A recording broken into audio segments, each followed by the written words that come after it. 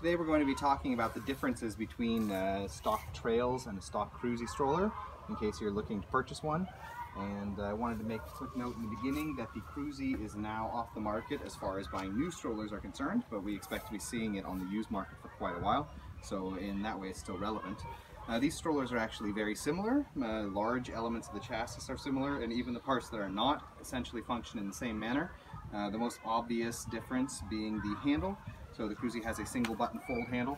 You just push in the top and you can put it down and then pull up the triggers in order to collapse center, while it's a bit more of a complicated process with the Trailz, being a larger stroller and having a more handle with more function, shall we say. First you can fold it down and then you pull up both triggers on the side in order to do all of the steps that are only one button on the Crusi. So that, in addition to the fact that it's a much lighter stroller and that it folds down smaller, makes it more of a travel stroller. Even though they look similar in size, you actually will get a lot more compactness from this. It'll pack in tighter into a car if you're taking it on vacation and so on. And it is a lot lighter too. So if you're living on like 3rd, 4th floor, you don't have an elevator, this is going to be a lot lighter to take up the stairs and so on.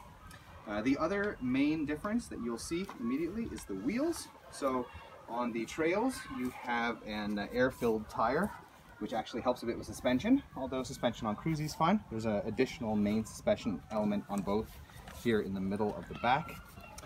But air-filled tires do add suspension and add to a smoother ride generally, especially across terrain and so on.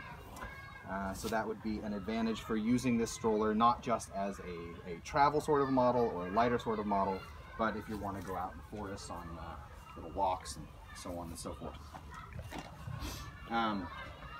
As far as the Crusi wheels are concerned, they do not have the air-filled tires, so you're not going to have trouble with punctures, but they do have this outer foam, and this outer foam will over time get filled with small pebbles and so on, and which will fall out then and leave holes.